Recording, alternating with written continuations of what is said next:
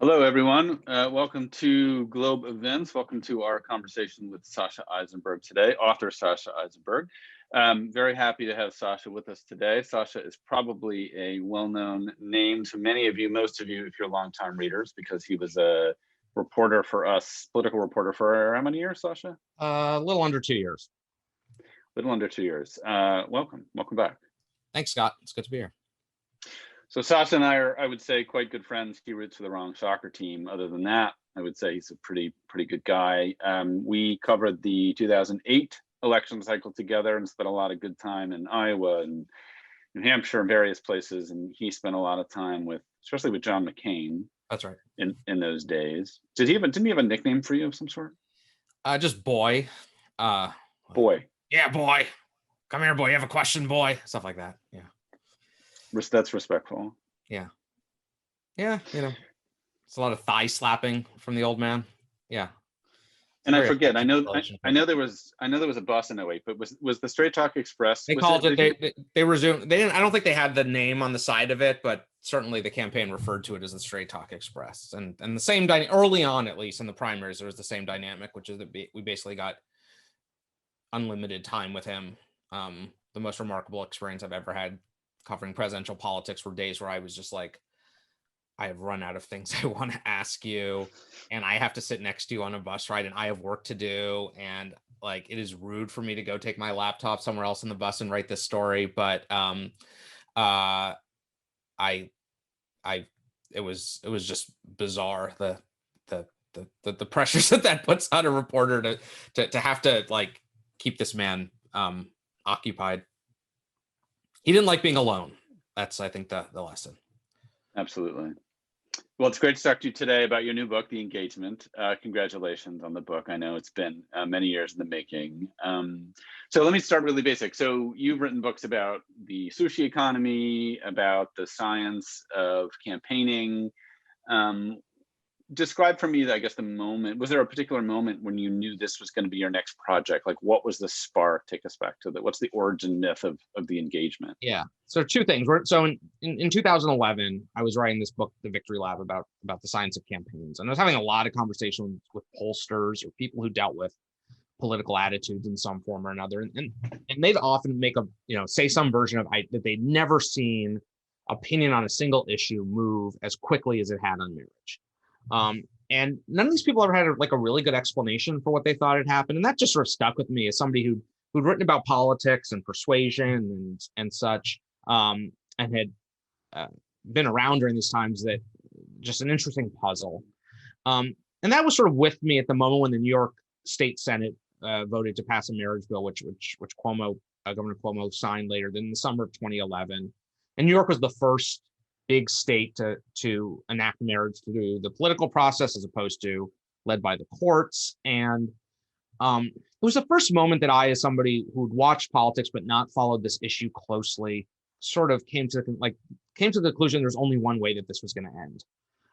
I think, my sense beforehand had been this could be like a long tug of war that could go on for decades, that we could, that there could be there are serious people who thought that Massachusetts might be the only state that had gay couples marrying for a long time, that we might be stuck on 2 or 3 or 4, and that this movement would sort of have run its course. And I just got the sense, looking at the dynamics of the politics in New York, that it just became a lot safer for certain politicians to support this than to be opposed to it. And we'd already started to talk about this as sort of the defining civil rights movement of our lifetimes. And nobody had sort of put that story together. And I had no idea how this thing started, how this became an issue that was so dominant in our lives, and how we got from wherever there was to wherever here was or was going to be. And so that was 2011. By the summer of 2011, I was convinced that this was a book I wanted to tackle, and a big book, and that there was a sort of need for an opportunity for somebody to write a sort of definitive, comprehensive history of the whole arc of this thing. And I started work on it in earnest in 2012, basically right after Obama came out in favor, because it seemed to me that things were already starting to accelerate. It's an immense thing to take on, though. Like, was there a moment, and not only is it immense in terms of the history and what you would have to actually cover if you're setting out to do a definitive book, right? But it was also unfolding in real time, which is a lot harder for a reporter researcher to kind of tackle, because you don't know what the end game is. You don't know how it's going to go. You don't know how long it's going to go on. Right. Right. And lo and behold, you had this incredible Supreme Court decision in the middle of your sort of writing reporting process. So how, I guess, just how, as as a journalist, all that would make me so tired to think about trying to capture all that. How were there moments where you thought, oh my God, like, what have I done? This is way too much, or were you into it the whole time? I was into it the whole time. I mean, I think that there were process challenges to figuring out how to deal with both the breaking news side of it and the fact that the scope of the book was changing. I looked back not long ago at my original proposal, which had used words like "as America approaches consensus on this issue," which seemed already like I was being pretty, trying to be more assertive than maybe the facts bore out. But my expectation and my initial deadline was early 2015.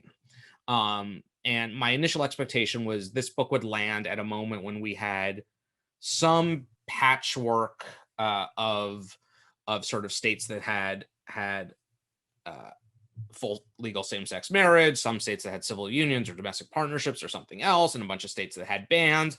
And we were sort of moving through it as a country, but that the story wouldn't be over, but that it would land at a moment where it wouldn't feel presumptuous or premature to sort of suggest that we had endured a kind of long struggle on this. But I did not think that there would be the end, and some of the fear, just as somebody, who's embarking on spending a few years writing a book, is that suggests that it can be superseded very quickly if events change, and that my book comes out and, a year later, somebody else comes out with a book and all of a sudden mine feels like it's from a totally different era. I think we see that with a lot of topical books these days, right? And so, one thing where I was in alignment with my publisher was that the goal was to make this, the definitive account of the whole arc of this thing. And once it was at 6 months after I started working on this, that the Supreme Court accepted the first marriage case or pair of marriage cases that it heard in 2013. And, we sort of mutually agreed that we would push back the timeline so that I could, deal with those. And then pretty quickly after the Windsor decision in 2013, the one that struck down the part of the Defense of Marriage Act, things just happened and, rapid sort of dominoes falling state by state. And once again, we pushed back my deadline. And at that point, it was pretty clear that we had the opportunity for this book to have a conclusion. And by mutual agreement, I think the idea was not just let's wait until this is resolved for the country, which seemed, pretty proximate, but also cover the fallout and backlash and, whatever comes after the decision. And so, the most difficult thing for me as somebody who's been a newspaper reporter and, has a natural draw towards the news was not chasing the day-to-day stories, because there was very little I could add to them. And I remember there were days where, some momentous, there was a big, very fascinating trial that took place in Detroit in federal court in 2013. I can't remember the years. 2013. I was in an archive in Hawaii, going back to a court case that had gone to trial, almost 20 years earlier, because a lot of the early history never got covered well by journalists, and there were huge opportunities for me to bring something new to that. And as things move towards the Supreme Court, there's very little that I can do that's not covered daily in the Times or the Washington Post or the Globe or whatever. Sure. I want to talk a little bit about news coverage, because I'm interested in that. Let me say, though, let me remind people who are watching that if you want to put in a question for Sasha, we'll have time for a couple of submitted questions at the end. So I think you put them in the chat or the Q&A section down at the bottom of your screen.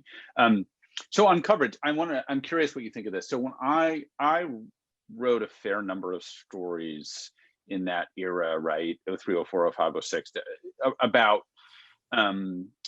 marriage equality in Massachusetts and the sort of the court fight and the political fights that followed and so forth. And I sometimes think about if I would go back and look at some of that I probably fell more prey to the trap of sort of false equivalence that I would be comfortable with, in the sense In what that, respect? Yeah. in the sense that, you know, at the time it felt very much like a political issue, right? Almost like sort of um, another issue with like two sides, right? When in fact, I have come to see it much more as a sort of civil rights issue. And I've not done this, but I wondered if I would look back at some of my stories, if I might sort of not love how much credence I gave to the sort of opposing arguments, right, on this issue, right? In the same way that, you know, can you imagine looking back and having written sort of even-handed stories about why people of different races shouldn't marry, right, decades Yeah. earlier? So if I wonder, sort of, as you know, your research, what was the tenor of the news coverage of the time over those decades, and like, did it change? And then, did you think about that issue at all in sort of your writing of the book? Yeah, that's a great question. So I would say sort of broadly, the moment that you're writing about that in '04 is the first moment that I think that this subject gets sort of sustained coverage from the political and legal press in the US and is taken seriously as a political issue, which I think is partially why you get the kind of architecture of sort of both sides journalism around it. Went back and consumed a lot of coverage from the 1990s print to the extent that the TV stuff and is archived. And almost all of it treats it as a culture war sideshow. It is kind of like up there with, Dr. Seuss or critical race theory, or like, in the 90s, like, should Two Live Crew be censored, or should we teach ebonics in school? Like, here's this crazy idea: should two men be able to marry? What do we think? It was treated, I think, as not a viable policy option, which it didn't, actually become until Massachusetts in 2003-4. And I think with the novelty of it and its accessibility as a kind of culture war talking point meant that people wrote about it with this sense of wonder, but didn't really talk about it the way we'd like cover an infrastructure bill or something like, what would this actually do?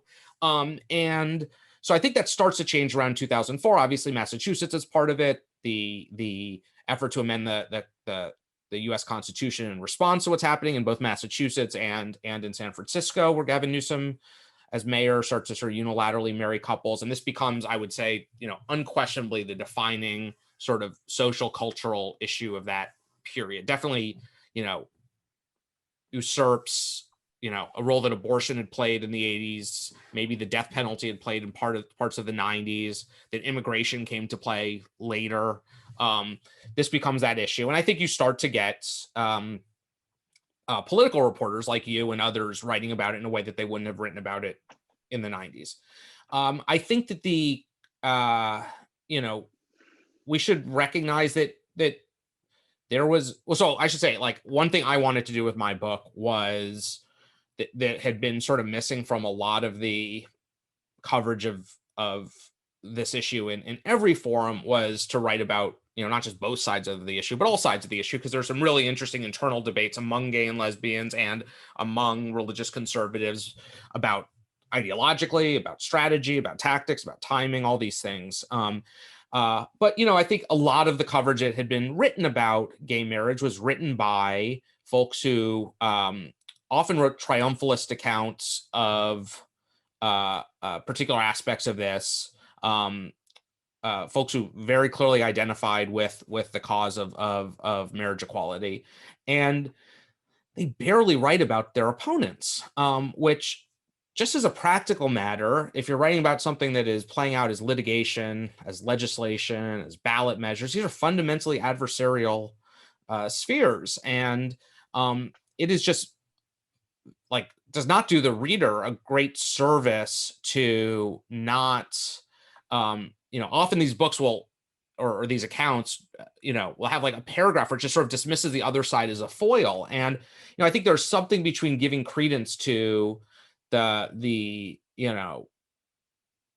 most sort of morally unjustifiable reasons that people have for their beliefs and explaining their belief system, their motives, their incentives, their goals. And, what I tried to do was, I write almost as much in this book as about opponents of same-sex marriage as supporters of it, because they do as much to define this as a national issue as the supporters do. And and then obviously one thing that hangs over this whole story is that nearly half the country now has changed their opinion on it. And simply put, there are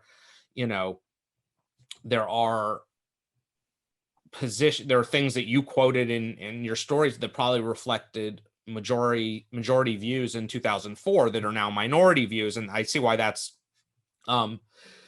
creates a layer of moral complexity. But I think in the coverage of political debates, it would be weird to not find a way to express, if not, give voice to the views of a majority of people, even if you, would recognize in retrospect that they're wrongheaded. One of the things that I've always found interesting about the argument for marriage equality, and this point I think was made pretty explicitly by some of the movement, is that it's ultimately a conservative case, right? It's a family values argument. And I love that idea of sort of challenging people on the right with that, because it's like, you're telling us, you're the ones that talk about marriage, you're the ones that talk about sound families. What we're saying is we want to have that sound family, right? Give it to us. It's all we're asking for. I wonder if you could talk a little bit about that and just the effectiveness of that as the sort of the movement unfolded, both in the political sphere and in the judicial system. Yeah, so I mean, there's an active debate within gay and lesbian circles in the 1980s, mostly among lawyers and legal theorists, about whether marriage is worth pursuing as a political goal. And there's an active sort of school of thought, that is sort of two parts that are related. One that argues that sort of gay liberation was focused particularly on winning freedom from the tradition, the existing institutions of American life, and that marriage, as it's defined, was this, was something of a prison, or something that gays and lesbians who had developed their own sexual mores, attitudes, values should break free from, and that why should gay people aspire to assimilation into this institution. And I think there's a related critique more popular among lesbians in the 1980s, who had sort of come out of second wave feminist thinking about marriage, that marriage is, was an institution that was designed to subjugate women, that it's essentially patriarchal, and that that it should not be the goal of LGBT family law to try to win inclusion in that. But that those internal divides go away as soon as same-sex marriage opponents decide that they want to stop this. And there's no better way to unify a coalition than to have your opponents do it for you. And ultimately, there is skepticism within parts of the movement over whether marriage should be a priority, as it almost by accident ends up, nobody sort of decides this should be at the top of the agenda. It just sort of happens. And I think there's resistance, and there's sort of, to this day, people think that, why was so much political energy and time invested in what was ultimately a conservative priority. I think it's notable that the two sort of dominant issues on the gay rights agenda over the last 25 years, 30 years have been acceptance into marriage and the military, which are arguably the two most conservative institutions in American life. They are institutions that, demand more of people than they often give back in material rewards. And they also happen to be institutions that by the 1990s, straight people were not clamoring to get into. And I think that the fundamental conservatism of the demand to be married made it, as you suggest, far harder for opponents to marshal arguments against it. And that it goes back sort of to your earlier question about legitimizing like arguments, after what I think starts to happen after the 2004 period I do think that journalists, if you go back a decade in news coverage, there's probably far less quoting of what you would now, the types of quotes you would now look back on from gay marriage opponents and say, why would I validate that by putting it in print? And I think part of it was that a lot of their arguments had been sort of exposed as limited or fear mongering, in part because they hadn't been able to square the circle, which is you had people like Rick Santorum who would spend like 50% of their rhetorical energy saying marriage and the family are the only way to bring order to society, and then say with the other 50% of the rhetorical energy, there are these groups of outcasts who we think are essentially trouble and they should be denied access to the institution, the one institution that we think brings stability to individual lives. And you're right, like that was a I'm not sure how much the sort of hypocrisy or inconsistency of that fell through, but it made it really hard, I think, for folks to, part of the story is just the coalition of people who are opposed to this shrinking. I'm also interested in how, like, it seemed clear that the real threat to opponents, or one of them, was that they knew that the minute that this was legalized in whatever fashion, their lives would not change at all. It was not a redistribution of benefits. It did not affect their own families, their own marriages at all, right? The sky was not going to fall like the night that, or, the day at midnight when Cambridge started issuing marriage licenses to gay couples, right? Can you talk a little bit about that, and sort of, was there a recognition of that on the right, that they had to hold this off because they knew that once it took hold one place, that nothing was going to change, and then it's like, well, what's the big deal? Why are we fighting against this? I'm not sure there was that level of consciousness, to be honest. I don't know to what extent gay marriage opponents really believe their most apocalyptic warnings about what would happen afterwards. And you had, to go back to Rick Santorum, he called the Goodridge decision in Massachusetts 9/11. He compared it to 9/11. He said this is a homeland security issue. You had other conservative activists who I could give you dozens of citations, but all some version of Western civilization will not survive. This marks the end of the family. This marks the end of whatever. I'm not sure whether they believe that in its most literal sense. I do think that a big hurdle in this debate was one of imagination. Like, we had not seen this thing before. And it was a huge departure from our ideas of how families were organized. And people, not unreasonably project, all sorts of possibilities onto major social change. And I think that in advance, some of them probably believed a version of this, that this would do some, they were all, I think you have to look from the perspective of a lot of the conservative activists, which they were already incredibly fatalistic about kind of American culture and how they saw it had affected the family. And so no anti-gay activist is talking about gay marriage in the 1980s, but they are talking about single parents.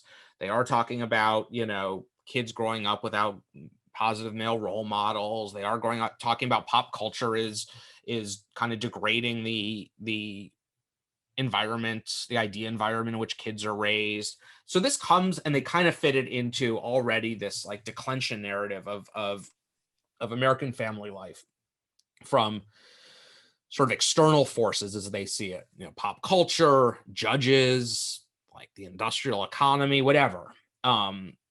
And so I think that they have a sort of probably a broadly sincere fear of what could happen. I think, but you're absolutely right that the change that ensues, that is, May 17th, 2004, when same-sex couples start marrying in Massachusetts, is this pivotal day, not just because it's a sort of crossing a major threshold in American civil rights, and obviously momentous in the lives of the people who now have the ability to marry the person that they love. But I think you're absolutely right that it changes the the rhetorical position of these two sides, in that up until that day, opponents could warn of any possible outcome as a impact of this change, and they weren't wrong. It was like non-falsifiable. Maybe American civilization would end if you did this. Who knows? Why would you take the chance? And then afterwards, none of them can marshal, like, an example of, they have to work really hard, and they're finding, parents whose kids came home from school with, like, Heather has two mommies, and they now have to talk to their kids about this. Like, that's the worst harm that they can find. And that just becomes a huge problem for them going forward. What do you think, would you say is the biggest public misconception about the marriage equality movement? I think that it was inevitable. I think this is a sort of natural framework that we place on civil rights victories at the end. This ends at the Supreme Court.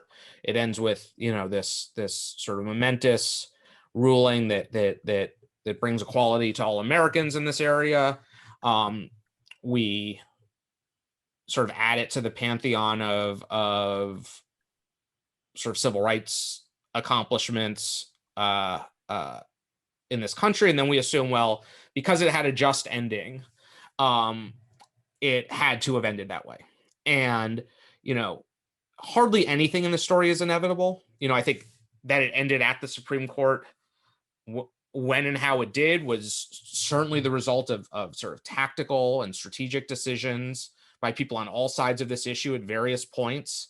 And this could have ended very differently, or at a much later time, or could have, not ended this way, if people had made different decisions. And that's sort of, part of why I thought it was important to write as much about same-sex marriage opponents as supporters, because their choices are often helping to shape that arc. But I think more importantly, it's not inevitable that this was a thing that we were going to fight over, that this was going to be a demand of the gay and lesbian community. My book basically starts in 1990, and at the time, there's not a gay rights organization in America that has endorsed marriage as a goal. There's barely a politician in the United States that's ever been asked for his or her opinion on this. There's, gay rights opponents are fighting on all sorts of fronts to deny, rights and liberties to gays and lesbians. They're trying to keep gay sex criminalized. They're trying to stop gay people from adopting. They're trying to stop gays and lesbians from becoming school teachers. They're not trying to stop gays and lesbians from marrying. And this emerges as a political issue because of, some really quirky parochial factors in Hawaii that sort of force this onto American life as a political issue, as a legal objective. And, that is a kind of inconvenient truth, I guess, as some might say, for people who do social justice for a living, because there's a whole infrastructure that has delivered, major positive change to America, that is based on the idea that, these lawsuits should be test cases where you pick your plaintiffs and you choose your venue and you strategize about timing. And the story of this in Hawaii is of one activist who basically pulled a PR stunt that effectively spiraled out of control and led to the Hawaii Supreme Court, and got this unexpected victory. And all of a sudden, not all of a sudden, it takes a little while, but like within a couple of years, this is a national issue that the president of the United States has to deal with. And that's not the story that we learn, what I think is the accurate story of the movement to desegregate schools or to win the vote for women, which were plotted out over a far longer arc of time, actually did have a strategy. It didn't always go according to plan, but there were, it had been a defined objective, and people had kind of built a political organization for it. And then it became an issue. Here, it was a major national issue before there was any sort of conventional political organization around it. I want to ask a couple of submitted questions now, reader questions. Yeah. One of them, one person who writes in asks, do you in your book talk at all about some of the sort of early efforts at domestic partner bills and ordinances particularly, right? I'm talking really here about municipalities, places like Cambridge that were passing laws, even sort of that predate some of these sort of big state things. Do you cover that in your book, and how significant is that in contributing to the momentum of this movement? Yeah, I do. And I cover the Cambridge ordinance and a Boston ordinance for domestic partner benefits, and some similar ordinances around the country. And also private, there at the time in the 90s, there were a lot of private employers. Harvard is one of the first in the country. There are also some software companies, Lotus, which I believe was headquartered in Boston, which were very early, giving health insurance coverage or such to partners of employees. And these give a foundation for, I think, thinking about the benefits that same-sex couples can get. But, ultimately, the Massachusetts case is, there are a lot of places in the country that jump amazingly. I think there's an idea that this is going to be an incremental stage sort of everywhere, which is, award benefits, and then as people get comfortable, sort of ramp up to marriage equality. And we see in a lot of the country that there are whole states which go from there being no public benefits or recognition whatsoever of LGBT families to full marriage equality. One of the things that's interesting in Massachusetts is actually, I think the assumption would be that you get these domestic partnership benefits, and then that naturally leads to marriage. And actually, it's a more interesting story, which is that the Supreme Judicial Court ends up striking down the Boston Domestic Partnership Ordinance that I believe Mayor Menino enacted in the late 90s. And then there's a challenge by the Catholic Action League to the Cambridge one as well, on a totally arcane matter of constitutional interpretation that has nothing to do with gay rights. But what it does is it forces gay and lesbian activists in Massachusetts to go to the legislature starting in 98 or 99 with what they call a DP lobby day, a domestic partnership lobby day. And the politics around gay rights, as many people can assume, in Massachusetts of the 1990s, when the Catholic Church was still incredibly influential in legislative politics, were, they were formidable. And this gave a pretext, because the court had struck down these municipal ordinances, and now the legislature had to act to give municipalities the ability to do this. It gave a pretext for gay and lesbian, not just lobbyists, but activists, their families, their partners, to go to Beacon Hill and start talking to legislators about the issue of recognizing gay families. And that helped basically lay the groundwork for when later there was an effort, as Goodridge was moving through the courts, to get the legislature basically just to back off and let the court, and defeat what became a constitutional amendment, or multiple efforts at constitutional conventions. And so, if it, and one other thing, Margaret Marshall ended up writing the opinion that struck down Boston's domestic partnership ordinance, but basically was apologetic in the opinion and said that, this is not about recognizing gay families. And Mary Bonato, who ended up suing the state of Massachusetts for gay rights, that was an early indication that the court would be probably sympathetic to the marriage suit. And was that clear at the time, when in that little sort of wink maybe from Margaret Marshall in that decision? Was that clear at the time, or was it to people like Mary Bonato, or no? I think that they read. Yeah, I think they read at the time that I don't think it was the votes are here for nothing's ever that clear in a judicial ruling.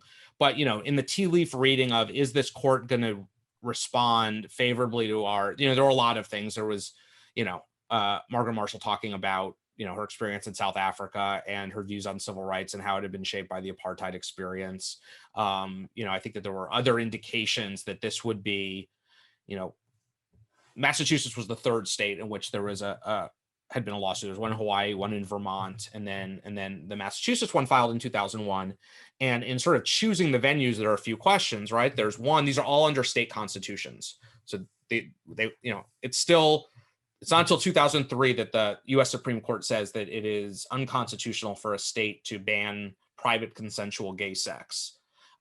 So the goal is to keep this out of federal courts. And so the sort of looking around for where is a good venue to sue, there are sort of a few criteria. One is, what does the state constitution say? Two, what is the current complexion of the court and how will they receive this? And three, can we keep politicians out of this so that if the court does rule for gay marriage, that it won't be taken away through a constitutional amendment that effectively overrules the court? And that is what happened in Hawaii in 1998. At a ballot measure, Hawaiians vote to amend the Constitution, taking this out of the court's hands. In 2000, in Vermont, the court has ruled that under the Vermont Constitution, it's discriminatory to ban gay and lesbian couples from receiving the equal benefits of marriage, but tells the legislature you don't actually have to let them marry, and they come up with this idea of civil unions. And in both cases, it was the legislature that sort of effectively took this away from the courts. And so going into Massachusetts, the calculations are not just the composition of the courts, but do we have enough of a foundation on the political side to basically maintain a victory there? Another good sort of related question that a reader submitted, which I would love you to answer, which is, how is the sort of marriage rights struggle connected to the phenomenon we have in the US, which is that a lot of benefits, principally healthcare, are connected to employers, right? And therefore, who's eligible for those and who is your spouse? Can you talk about the connection between those things and the significance of that system in the US? And has it been different to the extent elsewhere in places that have, let's say, nationalized healthcare? That's a great question. One thing, it ends up helping in the coalition building, very interestingly. So you get this sort of starting in 1998, all of these state level measures to amend state constitutions to ban gay marriage. It ends up being like 35 states that do this. And part of the question is, who is in the coalition to fight these things? And obviously you have gay rights groups like, the state level gay rights groups, the equality groups in various states. The ACLU is always there. Eventually, you get other civil rights groups like the NAACP and the Japanese American Citizens League. But you start to get labor unions. And one thing that happens is that labor unions, in some cases, realize that their ability to negotiate benefits for their members, spouses and family members, would benefit from the clarity of the law being consistent across jurisdictions, and not at the whim of changing politics and such. And so I think that one thing that happens is that the sort of employer-based healthcare system makes union stakeholders in the question of who is married in a way that they probably would not be in a place that had a guaranteed benefits.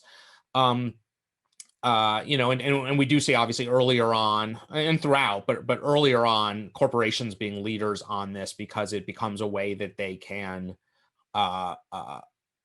award benefits to same-sex partners of their employees without having to go through the government. And, mentioned a little bit this before, but, academia, tech companies, Ben and Jerry's, I mean, some of these are not surprising. Municipal governments become leaders in this. And I think it presaged one of the big shifts that we've had in the marriage debate, which is the extent to which the private sector businesses have become a player in this issue in a way that hasn't always been true of other civil rights movements. And I think later it became an economic competitiveness issue for employers, because you look at not necessarily marriage things, but there have been big gay rights, state level gay rights fights in North Carolina, Indiana, Arkansas over the last 5 or 6 years, and in every case, major employers, Eli Lilly, Walmart, Bank of America, not seen as like, they're not the Ben and Jerry's of their sectors, end up exerting pressure on the legislature not to pass these anti-gay, anti-LGBT laws. And they see it as an economic competitiveness measure because we're in a country where people don't have guaranteed benefits. And, basically from Walmart's perspective, they're trying to hire, engineers, marketing specialists, analysts, graphic designers, whatever, to come work in Bentonville, Arkansas, to move from San Francisco or Los Angeles or Boston or New York to come work in Bentonville, Arkansas. That's probably an uphill struggle to begin with. So what can you do? You can throw a lot of money at them. You can give them more vacation time. But if they're worried that their partner is going to move and now is not going to have the same basic, rights and benefits that they took for granted where they were, that's a huge problem for them. And I think it's one of the reasons that businesses are so invested in, not just the cultural change around this that we see sort of in Pride Month when, Gillette is putting their name on a pride float or something, but that the consistency in the law across state lines is important for them because they don't like a patchwork of benefits, especially if they'd be in states that would be on the sort of weaker side of public guarantees. From everything you know about the marriage equality movement, what, if anything, what connections, if any, can we draw, do you think, to the trans rights movement and sort of some of the political debates we're having about trans rights now? Are there lessons to be drawn from that? Do you feel like they will follow a similar path? Is there any way to know how do you see those things as connected? Yeah, I mean, so, one thing that or a couple things that they have in common, I would say. One is that unlike race and gender, or race and sex, people, when we think about sort of other major civil rights movements that preceded these, people control the terms under which they acknowledge and announce both their sexual orientation and their gender identity. And that permits, the process of coming out is not just a matter of like individual self-actualization, but ends up being a really important political act. And, there's a lot of evidence from polling on gay rights issues going back decades that the biggest predictor of liberal attitudes, individual level liberal attitudes towards gay rights, is how somebody answers the question, do you have a friend, coworker, or family member who's openly gay or lesbian? And this first got asked in the early 80s and it was around 20%, and now it's, pretty close to 100%. And one presumes that we see significant rates in the increase of self-identified trans people and the people who know somebody who's trans. And one presumes that, social scientists call this contact theory. I think we sort of know in our own lives that when we know somebody who, we personalizes the issue for you, you see it differently. And, you can easily imagine as more families, more communities have somebody who's openly trans, that will sort of change opinions around them. The other thing that's worth, thinking about is just the science of these things as the kind of foundation for the political debate. So you asked me about press coverage. One of the other thing that comes through in like 90s era coverage of the gay marriage debate, basically all gay rights issues at the time, is that there's always like a paragraph in these News Weekly stories that is like, to be sure, we don't know whether homosexuality is derived from nature or nurture, and but it was certainly part of the public conversation in the 80s and 90s.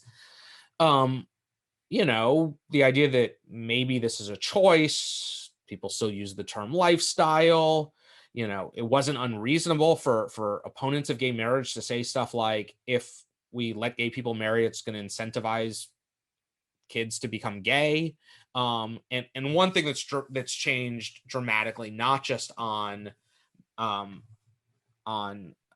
marriage, but is that, or not just on homosexuality rather, but is that our the understanding of heredity which is sort of like starts in the laboratory and then just kind of trickles out into how normal people talk about personalities, has just radically changed in the last, generation. And we now, I think, just as a matter of cultural acceptance, acknowledge that a whole lot of stuff, not just sexual identity or behavior, but things like alcoholism and other addiction and temper and like we're born with a lot of baggage that we can't control, and we don't entirely know. Like, it doesn't matter that we don't really know the gene environmental interactions or anything like that, but like the question has gone from, are we encouraging people to be gay, to like, people are going to be gay now, what type of laws should they have to interact with?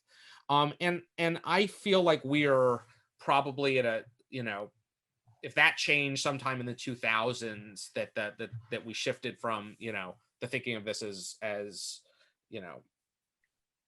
this is a choice, or partly a choice, to like the born this way theory. Citation, Professor Gaga.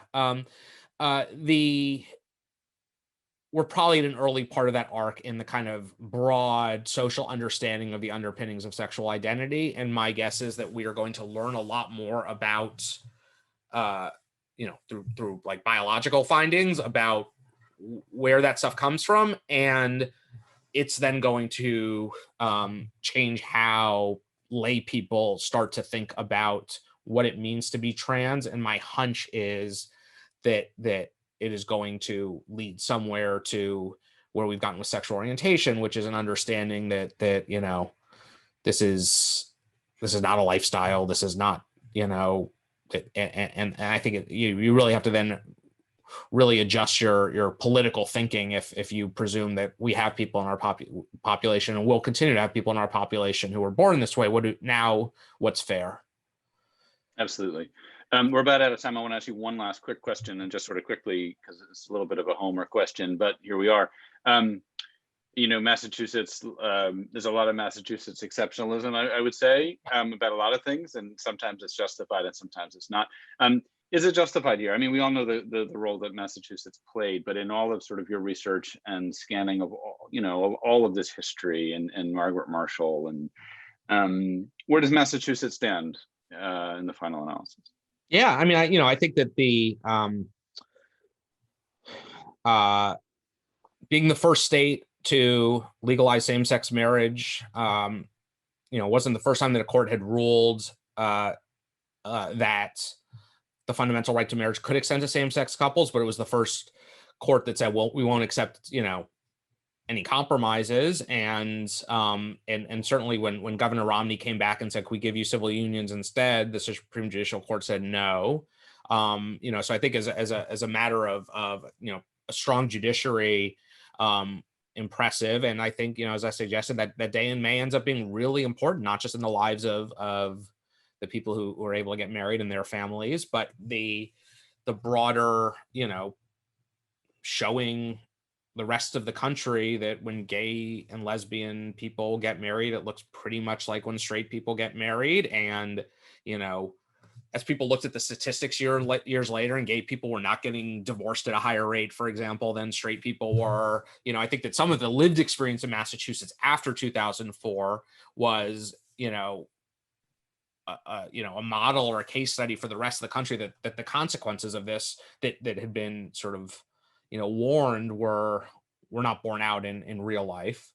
And then, it remains a real, there are gay marriage campaigners, activists, lawyers who up until 2007 live in fear of the fact that a constitutional amendment could pass in Massachusetts. You have this series of, 4 or 5 constitutional conventions over the years. It's very difficult to amend Massachusetts' constitution compared to many other states. But there's a real fear from basically the day that the SJC rules in the fall of 2003 until the spring of 2007, that this could be taken away. And I think that they put on a big, a good public face of trying to balance driving activists to fight back against this without being alarmist because they wanted people to accept marriage. But there was there were people who, and I reconstruct this, in 2005, 6 are talking about what happens if we lose in Massachusetts, and I think that could, end up being something sort of like the way we look at Reconstruction now, which is, a brief moment of expanding justice and liberty and equality that then ends up being basically taken away through a political backlash. And, so those 3 years, this is a really tenuous project that Massachusetts is going through, sort of as the lead scout for the country. And if part of it is Deval Patrick getting elected as one of the, he and Eliot Spitzer elected in 2006 are the first like major statewide politicians to get elected to high office as supporters of same-sex marriage. Between that and beating it back at the last constitutional convention, it becomes clear that this is safe in Massachusetts. If there had been a constitutional amendment passed, it would have probably scared off other state courts from taking up this issue, and certainly would have scared state legislators in other states from being seen to accept that. And my guess is that, if you think about the politics that led Barack Obama and Joe Biden to change their position on marriage in 2012, if in liberal Massachusetts, the public had sort of taken this away from what the consequence of the judicial ruling, I think the politics would have looked really different for Democratic elites. And so I think the Massachusetts story is not just what happened in the fall of 2003 at the court and what happened in the spring of 2004, but is that period where gay marriage supporters beat back political opposition.